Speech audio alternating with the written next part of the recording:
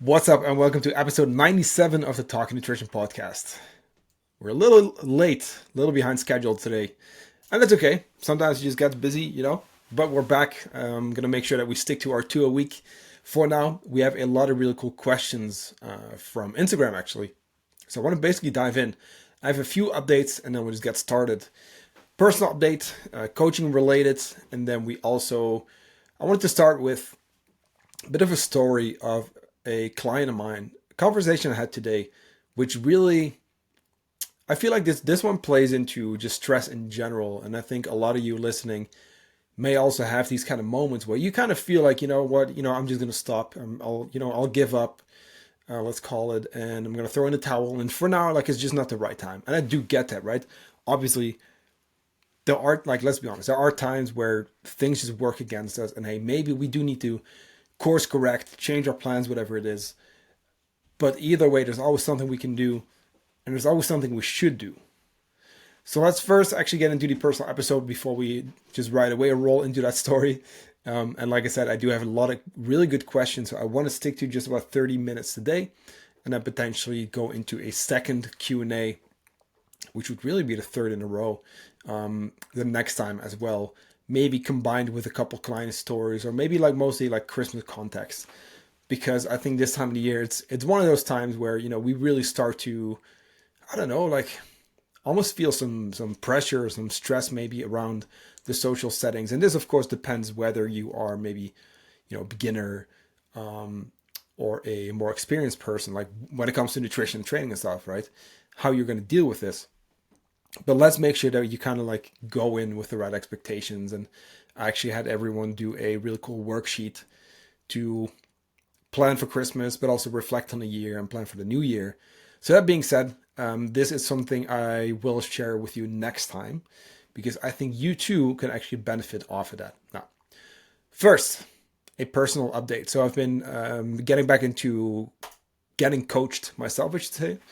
I've had a really good year of maintaining where I was, just because I wanted to focus on coaching, to be honest with you. I kept my training low on purpose. My nutrition has been, good. I just maintained like for most of the year. As some of you know, I did do a mini cut earlier in the year. Just kind of like, chilled afterwards. But I did a DEXA scan last week, and it came back. It was great. Results are very, very much where I would like them to be. And to be honest with you, I expected less muscle mass based on, the relatively little training I did until now. So now we're ramping it up again. I'm personally getting coached again, and I've always invested in coaching myself since the very beginning. Basically, since I think the second month I started coaching myself. I got a mentor, and since then I've had different mentor and coaches, and I think it's something we can all benefit off of. And hey, like my coach has a coach too, and my mentors have mentors too, and they also have like a coach or mentor. So I think coaching is just something where it's so helpful to have that set of like objective eyes and ears, and having someone on your team who can really kind of like one guide you, but also you can go back and forth with them. I mean, that's also why we do what we do at OCS. You know what I mean? That's why I'm so passionate about this stuff, because I truly believe in it, and that's why I invested in it myself. And I have a lot of money also, by the way, and I will continue to do so, because I truly, truly believe in it. Which also, it kind of blows my mind sometimes when like other coaches or PTs like are not willing to be coached themselves. It's kind of like, okay, well, so you say that you kind of believe in this stuff, but then you're not kind of like walking the walk. You know what I mean? Because I think as coaches, like we need to do the thing as well, go through muscle gain phases, perform at the gym, fat loss phases, whatever it is, reverse diets, maintenance. We need to kind of show like, hey, we're willing to do this ourselves too. And I think that's an important thing. If anything, it also gives you more context. And that being said, I'm sharing a lot more about this on my Instagram. So if you're not following me yet, go to yoinvestors_OCS, and I will link that in the show notes as well. If you want to follow me on Instagram, I went back to training 5 times a week. I'm doing 10K steps a day, for which I got a walking pad. That's been a huge difference. So I have like a stand-up desk, and this has been great. I can do my work, get some steps in the meantime, and I'm just hitting like 10K consistently now. And it's actually easy. It's so great. Before I really had to make a point of like going on multiple walks, and now it's just, kind of just happens. Also doing cardio. That's been a big addition for me because I wasn't doing any for quite a while. And I started noticing that. Now, I will say this. I've been skiing. I've been, going hunting a lot. So I've been out in the mountains quite a bit, but like actually doing like, cardio.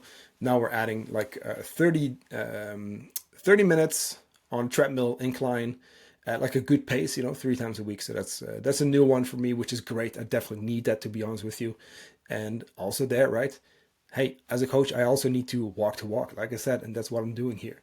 I'll be sharing a lot more about my journey, but we just did 3 weeks of maintenance where I just kind of like ate more. We increased protein, and with all the training volume, of course, there's been a little bit of a recomp going on because, like I didn't train that much before. It's way more volume now. The increase in protein sometimes can lead to a little bit of recomp. And it's just been an overall really nice change. So I'm already a little bit leaner, a little bit more muscle now. Now we're moving into fat loss. Basically a mini cut, maybe 6 to 9 weeks. We'll have to see. But there's going to be a diet break, obviously, during Christmas. So that's going to be a break and then continue again. So that's that for my personal journey. And like I said, I'll be sharing a lot more about that in my Instagram story. So again, that is including macros, changes we make and those kind of things. Remember that, of course, my macros are just not really useful to you at all in any way. Because, that's personal, it's individual. And I know there's a lot of coaches out there who like don't agree with, people kind of sharing that and stuff. And I do understand where they're coming from. But you know what? I think it's okay to share that stuff. You know what I mean? It's not like a bad thing necessarily to share your macros, whatever it is, or what meals you're eating, etc. But you need to give plenty of context. And that's why every single time I tell people like, hey, these numbers are just for you to kind of see, hey, in practice, what this could look like, the adjustments, etc. But obviously they do not apply to you, just how your macros do not apply to me. So just keep that in mind. So that is that. Now also, really, really cool news. We brought on our second coach, Alexandra Norton. So she's a chiropractor, PT, and nutrition coach, and has now officially joined our team. So I couldn't be more excited. I'm very proud to have her on our team. And it's really cool. It's really cool to finally expand. And that's been the goal. If you've been listening for a little while, you know that initially, like the start of this year, we actually changed the company name from Vestas Nutrition to Odyssey Coaching Systems. And that's simply because I want this thing to be bigger than me. You know what I mean? And I'm not going to be able to, change everyone's lives on my own. And everyone would be, too much to do anyway. But we can help a lot of people. There's just a limit to how many people I personally, as an individual, can help. And because I know we have something really cool going on, I have to spread this. I have to help more people. And it's really become my mission. That's why I want to bring more coaches on, create a bigger team of awesome coaches who know their shit, who can really help you. And that's why I'm so excited. It's like the next chapter for us, so I'm very happy to share that with you. So that being said, we are celebrating not just Christmas and the new year and the new coach, as well as my birthday on January 2nd. For that reason, I'm going to be giving away 1 or 2 free months of coaching when you sign up with Alexandra. So here's how it works, right? We only coach with people for at least 6 months. That's our minimum commitment, and we do not do anything shorter. That's for a reason. We take this stuff very serious. We want to work with you. We want to get you results, but it's going to take time. Let's be honest. And you're not going to transform your body in like 4 weeks. And anyone who tells you that is straight up lying, because that's not a thing. It does not exist. And if someone tells you again, like it's a quick fix, it's, doesn't work. So that's why we do 6 months. So if you sign up for 6, I'm actually going to give you a 7th month for free. Or if you want to commit to 12 months, you will get 14 instead, right? So you get 2 free bonus months. Plus, I'm going to throw in early access for all of December. So when you sign up, you can instantly get started. You don't have to wait for January 1st. You get started right away. And guys, obviously, like we're not going to have you diet through Christmas and those kind of things. Of course not. We want to teach you how to include those moments. Like that's why I want to actually encourage you to kind of just dive in. That's why I want to give you also December for free. So basically, like anytime you sign up, right, the sooner you do, the more free weeks you get, kind of thing. But we then officially start in January 1st. And like I said, you get 1 or 2 free months on top of your commitment. So that being said, you can go to the link in our show notes. I'll make sure to drop that as well together with my Instagram. And now we can get into the episode. So remember too, right? So we only have limited spots. That's going to be 10 spots for all of December and January. And personally, I do not have any available spots. My roster is full. So you'd be working with Alexander, which I'm very, very confident in. And yeah, if you want to work with me, then you're going to have to wait at least, multiple months. So I advise coaching with her. And obviously I'm going to be there overseeing everything and working with her as well. So basically you got kind of like 2 for 1, Now let's get into the Q&A episode, because I have a lot of really cool questions and I do want to stick to 30 minutes. If you want to help us grow the show, feel free to leave a quick 5-star rating on Apple or Spotify. And of course, if you don't yet, make sure to hit follow too, so that you know exactly when a new episode comes up. And of course, if you want to do a Q&A, like we do these all the time, So if you have a question, hit me up and then we'll put you on the list. Now, let's get into Q&A and a little bit of a client story afterwards. First of all, a question about having a busy day. And this is very similar to another question that we're going to have coming up. It's actually from a fellow PT. So she says, would you prioritize waking up an hour earlier to work out and sleep a little bit less, or skip the workout to make sure you get enough sleep, and why? Big it depends question. And there's not one answer to this question, but I'll do my best here. So first of all, I would like to see what the rest of your week looks like, because we're obviously talking about one single day here. It's like waking up an hour early to work out, or we're going to skip it and get more sleep in. I guess it depends on the context mostly. How often did you train this week? How much sleep did you get this week? I think if you answer those questions for yourself, you're going to have a better idea already. Now, let's say you're getting your workouts in pretty consistently. You're maybe on like a 4 or 5 times a week program. And maybe, like, let's say you have, a short night. Okay. You know what? Like, sometimes it may be beneficial to say, you know what? I'm not going to do that. I'm not going to sacrifice quality sleep for a workout.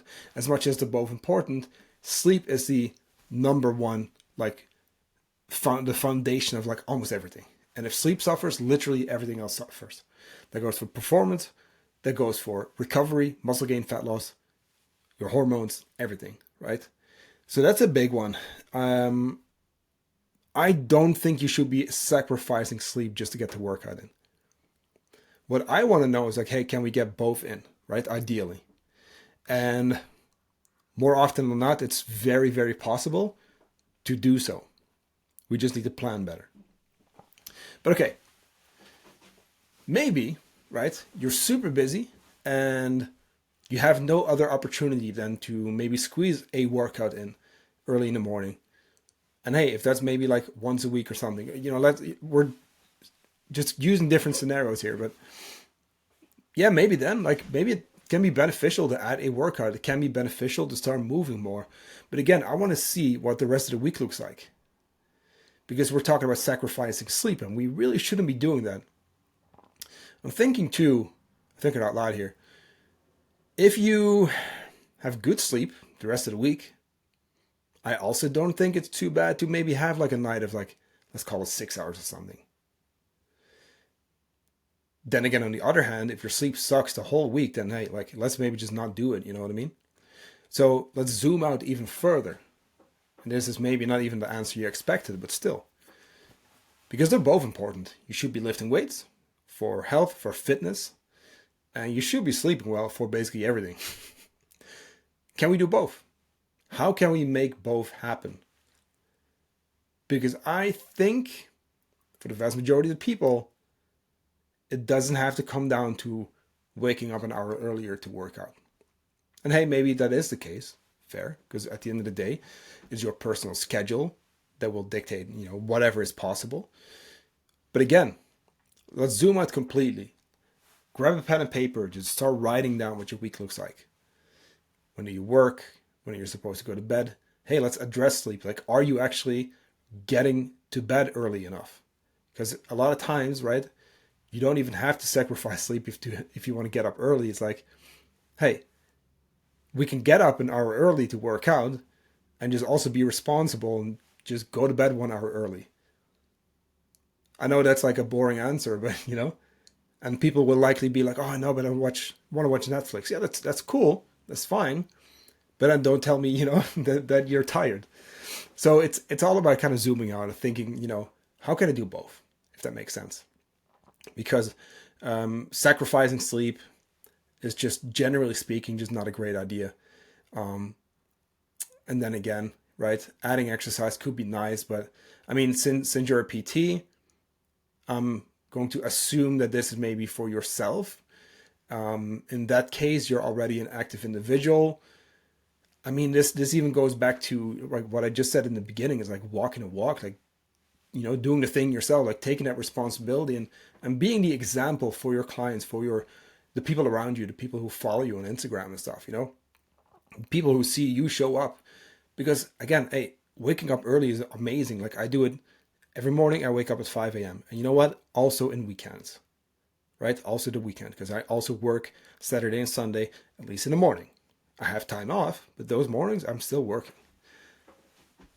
And trust me, like, I recharge plenty, I sleep plenty, but I also take the responsibility to go to bed early. You know what I mean? But that being said, we got to set the example, I feel like, as PTs, as coaches. And you know what? Also be that person who's, able to go to bed early, to read a book, not be on Netflix all the time, and get enough sleep in. Especially as like health and fitness, like professionals, let's call it. Like, we should be the example, right? So let's work on both. Let's be active. Let's lift weights, do our cardio, but then absolutely make sure we get enough sleep at all times. It's just not worth sacrificing. Next question. They say it's probably very often asked, but that it's something. Let me see. This is a weird way of writing. Let me see. So let me just loosely translate this because it's not proper English. And that's okay. It's just difficult to read out loud. So they say it's probably a very commonly asked question, and then maybe it's confusing. Okay, yeah. Let's just get into it. It's kind of like a two-part. First of all, how and by how much should you do cardio for fat loss? Okay, so how and by how much? So I'm thinking maybe, okay, so it's probably what kind of cardio and how much should you be doing for fat loss. Now, let's start there. Should you be doing it for fat loss? You should not, in my opinion. Is it going to help with fat loss? Yes, absolutely.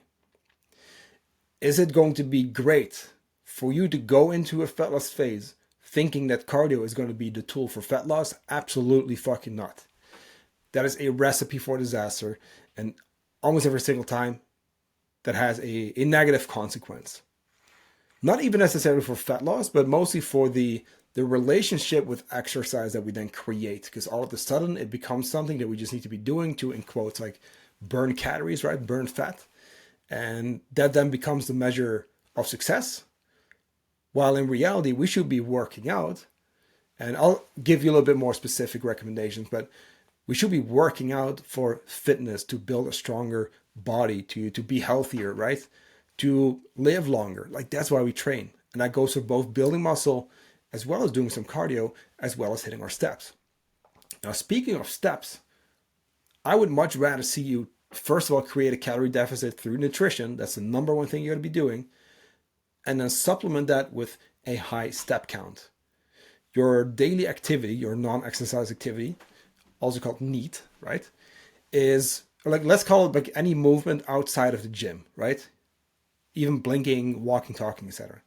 That accounts for 15% of how many calories you burn per day. And exercise just about 5% on average. So that's a huge difference. So you're way better off looking at NEAT and making sure that you're moving throughout the day, rather than thinking, hey, I'm going to burn fat during the workout, because you're not. It's going to help a little, but it's really not going to be that main driver, because it's only 5% of the amount of calories that you burn on a daily basis. So you can only imagine that, hey, like that 5% is not going to make that much of a difference. And then they continue to ask, low intensity cardio combined with HIIT. Yeah, so yes to low intensity cardio. I do prefer low intensity cardio as much as people think, right? Higher intensity is better, burn more calories and all this stuff. In the moment, yes, maybe, but it's often going to lead to you moving less throughout the day afterwards. Not just that, it tends to also increase hunger. So a lot of times people end up consuming more calories again. So that's going to work against your fat loss, especially with like the high intensity thing. It's like, because you'll often hear this one. It's like, yeah, if you do high intensity training, then you're going to be burning calories, for hours after the workout. And here's the thing, guys. That shouldn't even be the goal, right? Who cares about burning, calories through the workout and afterwards? Like that's not the main goal here. You know what I mean? So again, get your steps up to 10K just about, and just kind of stay there. If you really want to push it, maybe you go to like 12 plus towards the end of your cut. But just about there's plenty. And then you just focus on your nutrition. You go into like just about a 15-20% deficit, assuming you've been at maintenance before, and kind of like where that is, right? And then, keep protein high, keep, filling foods high, making sure you can actually stick to your deficit. And then just train for fitness, for health, for muscle, for, because you like going to the gym, because you're creating a new healthy identity of someone who goes to the gym, who does the work for their own long-term health. You know what I mean? So yes to low intensity cardio. I do prefer that. And I do, like, personally, that's what I do. It's like lower intensity cardio. It's 30 minutes and it's like at a good pace still, right? But I can still talk, etc., right? At an incline, and gets the sweat going as well, actually. But that's different than, right? Thinking like, oh, I got to run for like a full hour or something, or like 2 hours and just be dying. Like, you don't have to. Which, by the way, maybe even plays into like sweating and stuff, right? People tend to think like, oh, if I sweat a lot, if I'm completely just dead, that's a measure of like a good workout, but it's actually not. All sweating is just thermoregulation. Like you overheat, right? And then your body cools it down. So I hope that makes sense. So nutrition, like that's, you got to do fat loss through nutrition, right? The steps are going to help. Exercise, don't worry about it. Do it, yes, but not for that reason. And just focus on nutrition for the most part. And then they say, are there any good suggestions of when to take more protein, considering more or less cardio days? Nope. So you want to keep protein high, and you want to keep your macros just high in general, or at least obviously high, within context. Protein high, and keep your macros in check in general.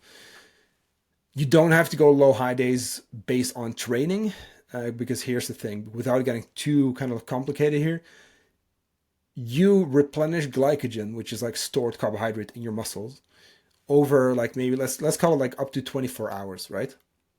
It takes time to refuel. It's not just your post-workout shake or meal, whatever it is, right? And again, exercise doesn't burn that many calories, so it's not even that you need that many more calories to work out. Now, let me say this though. I do think it's likely going to be best for you to have some type of like carbohydrate, like before training, to kind of like have some extra fuel, and especially after, right, to refuel as well. But then again, not having the same macros on like a rest day doesn't make sense to me, because here's the thing. Where do you build muscle? Not at the gym. You build muscle at home when you rest, when you're not using your muscles. That's when you build the muscle. That's when you recover. That's when your body needs the nutrients and the energy to do the work to actually build that muscle, which is energy expensive.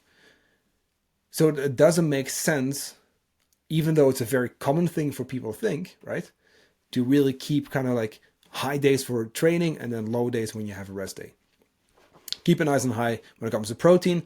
And then the rest of your macros, yeah, just keep them, similar throughout the week. And that's what I recommend for most people.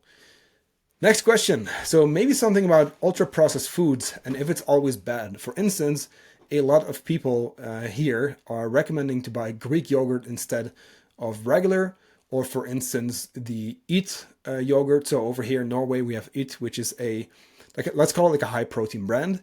And then let me see real quick, which a lot of people are buying because of its high protein content. Now, since Eat is more processed, a lot of people buy Greek yogurt and just put honey.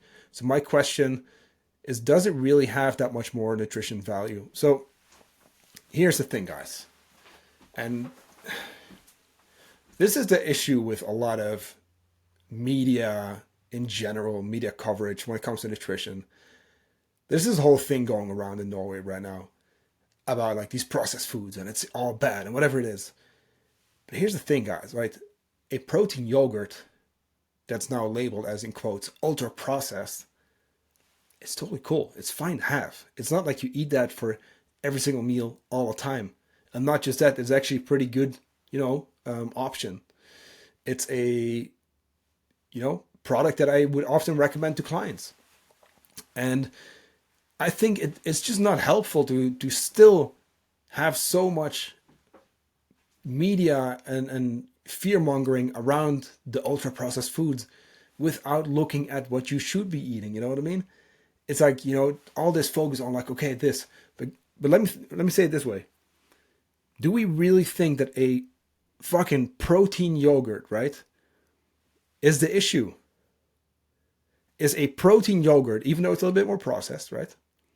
Is a protein yogurt really the thing that we need to all be focusing on? Right? That's why, people are obese and, that's why people are unhealthy. Like, fuck no. Like, that's not the thing. If anything, objectively speaking, if more people, as much as maybe, like, let's call it a more processed option. If more people, let's just stick to Norway, right? All across Norway would increase their protein intake through that product, more people would be better off. Assuming they also, right, maybe lift some weights and those kind of things. Because here's the thing, guys, protein is so important to build that muscle, right? To be healthy. A lot of people struggle with their health also because they have a lack of muscle mass, because lack of activity. And as we age, the body needs more protein to do the same amount of work to initially build that muscle, maintain it. And just all across the board, right? 9 out of 10 people who come to me for nutrition coaching, which is a lot of Norwegians, by the way, they come to me low on protein. We know that most people are not eating enough protein. So again, is it really helpful for us to really worry about a protein yogurt? Or should we be focusing on just in general, like bringing protein up and having some more, right? Let's call it minimally processed foods. Because here's the thing. Let me now get back more into the actual question, right? Because I know it's a little bit of a rant, but still, it really gets to me. Ultra processed foods are not by definition bad. Here's the thing. When was the last time we ate one food and just called that our diet? It's not a thing. Okay, let's use a French fry as an example. A single French fry. Would, objectively speaking, most people call that unhealthy? Yes. Because we have the seed oils and all this stuff, Yes, true. High fat, whatever it is. Ultra processed. If you eat that one fry, nothing's going to happen. You know what I mean? Other than, okay, maybe you want to have a few more. Or hey, maybe you're just enjoying it. But you know what I mean though, right? And we could keep going. Hey, let's go to McDonald's. Let's get a Big Mac. Would the vast majority of people call that unhealthy because it's, in quotes, ultra processed and unhealthy? Yeah. Does eating one Big Mac make your overall diet bad and more pro-inflammatory and, unhealthy? No, it does not. It objectively does not, because what about the 99% of the rest of what you are eating? You know what I mean? So this is where I would love to take this conversation to And I really would love to see way more of this, because that is going to be so much more helpful, right? So to your point, right? You mentioned Greek yogurt instead of the protein version. We can have both. It's totally cool. Is maybe a natural Greek yogurt a little bit less processed? Yes, but it's still a little bit processed, and that's okay. I mean, food processing isn't bad per se. I do get it. Sure. There's a lot of foods, in the ultra processed group that are like high in sugar, high in fat, also high in sodium, and they're literally designed to be as palatable as possible. Meaning, right, it's supposed to trigger you into eating more. Like that's sometimes literally like there's brands who have like actual, teams of scientists whose that's their job, to make it as incredibly just delicious as possible.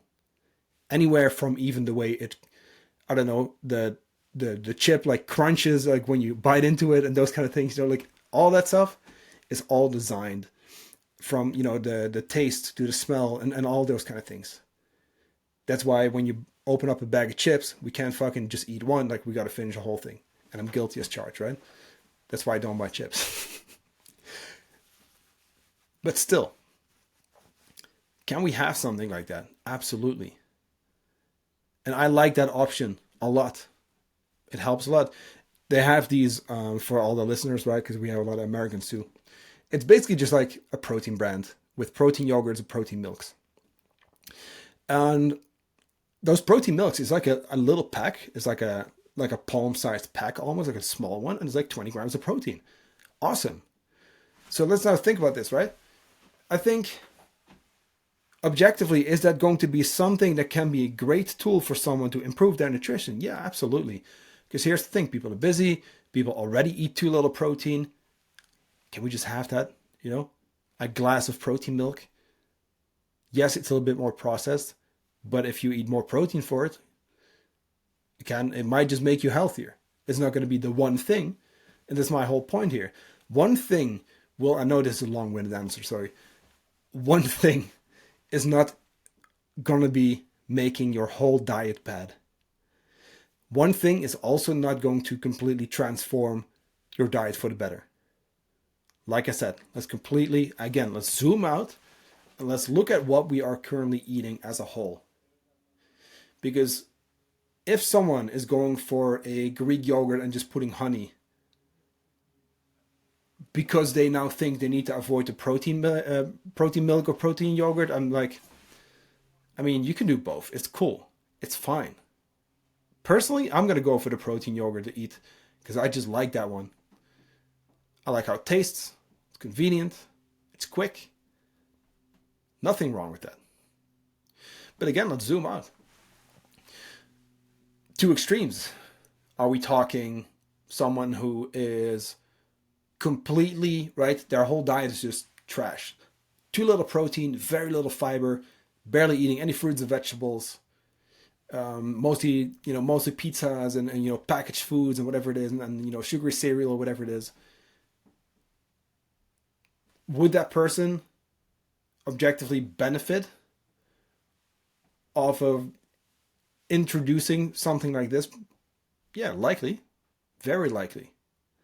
It might just be one of those first steps towards becoming a healthier individual. Because, hey, at least now they're swapping something more sugary for a protein yogurt. And then we can add some fruits maybe. Let's maybe add some berries to the protein yogurt. Or the Greek yogurt for that matter, right? Let's then add maybe something else. You see? On the other hand, if someone is already eating super clean and all that, right? Already eating fruits and vegetables and they're hitting their protein and working on, does that person, do they need to worry about Greek yogurt versus a protein yogurt because it's processed? No, you don't have to. You don't have to. And then, of course, there's a whole lot in between that spectrum, right? And I know, again, this is a bit of a rant maybe. But I've seen this so much on social media these days. The ultra-processed food debate. Fuck that, Can we just focus, to be honest with you, Can we just focus on, hey, you know what? Let's add some more fruits and vegetables to your diet. Can we create a whole food meal with maybe something like a quality like meat or fish with maybe some potatoes, sweet potatoes, whole grains, whole grain products, whatever it is. Maybe add some healthy fats like extra virgin olive oil, avocado, and then maybe add some, some zucchini squash or asparagus, whatever it is, right? Can we come up with basic meals like that? And instead of that fear mongering, which social media is fucking full of too, like instead of that, can we just have a conversation about, hey, this is some nutritious, fiber rich, protein rich, healthy, in quotes, right? Whole foods or minimally processed foods. Can we just add more of that? I think that's a better approach. At least that's the way I go about this, right? And with not a single client of mine, do we focus on removing processed foods, right? No. I'm not going to lie. Obviously, we're not going to allow them to eat 100% processed stuff all the time. No, of course not. We have what's called the 80-20 rule, and we kind of stick to that for the most part. Sometimes even 90, where 80 to 90% of the calories that we consume comes from minimally processed or whole foods. Mostly whole foods, right? So we most definitely focus on quality foods, getting the nutrients in, both macro, micro, covering our calories, right? And just making sure we hit that fiber, super important. Also there, most people are uneating fiber. That's the way we go about that. And not a single time have I focused on removing something because it's ultra processed. That does not have to be the focus. So again, and I'm very passionate about this one because it really gets under my skin because it's not helpful. You know what I mean? And this is not even to the person asking the question. Like, absolutely not. Like, don't get me wrong either. But we now get the idea of, because we hear it all the time, right? Of, okay, it's ultra processed, so it's bad. I even had this there was a Facebook group where I put up I put up a post where I took a regular cottage cheese, which let's be honest, it does say like rich in protein because like every label says that these days, but it was just a regular normal cottage cheese brand, low fat, whatever, right? And then next to it, I put this protein yogurt, like the Eat. And I said like, hey, this is like typical marketing stuff because that whole brand, the Eat, right, the whole protein milk, protein yogurt brand, is marketed as that. Like it's the high protein brand. It's funny too because they put really big 20 grams of protein on their pack, and then it says really small like per 200 grams. So when you actually look at the label, and that was my point with that post, it's like you see the protein brand, let's call it, right? And I think it was 8 or 9 grams per 100 grams of the product. So 8 or 9 grams of protein per 100 grams. And then there was the normal natural like cottage cheese, which was like 13 grams per 100 grams of the product, you know? So 13 grams of protein per 100 grams. So that's a difference. Now, price-wise, they're pretty much the same. And I will say, like, I like the high protein brand, like, let's call it in quotes, even though it's lower in protein by weight. I do like that one a little bit better. And sometimes I'll even mix them up. But I made that post with this kind of like message, right? I was like, it's marketed as, you know, a high protein product, although we can just have something that's a little bit more like, let's call it like normal. That doesn't have to be like the high protein thing. That can also be a nice addition. And then going back to tie it into this question, the comments just went wild, right? Because as soon as you talk about someone's like, you know, food that they like, which by the way, I like both foods as well, you know, so that wasn't even my point. I just said like typical marketing, you know, people got super passionate, but then a lot of comments, right? Well, that's an easy decision because the Eat is, you know, the protein brand is highly processed. So, okay, so that's now the thing that we base these decisions on. You know what I mean? I don't think it's helpful. And you know what? I'm going to end this rant. Because here's the thing, guys. Focus on good foods. Focus on healthy foods, minimally processed foods most of the time. Be active, lift your weights, do some cardio, and you're good. I was going to share a client story, but we're now 40 minutes in because I rant for too long. However, I will be recording another episode right now, right after I stop recording this one, where I will get into that story, and then I will continue the Q&A because we have more great questions. So that being said, have a great rest of your day. Great rest of your week. I hope you're doing great this winter. I know it's a bit of a weird time, a bit darker, a bit colder, maybe less motivation. You know, Christmas is around the corner, a lot more like festivities, which is super exciting. And I want to dive into that a little bit more in the next episode as well. But I mean that, like, I hope you're doing good. I hope you're doing good. I know that winter is a weird time, you know. So, hey, if you have other questions, feel free to hit me up on Instagram. Of course, if you did like this mini rant/Q&A episode, feel free to drop us a quick rating on Apple or Spotify, and then I will talk to you really, really soon.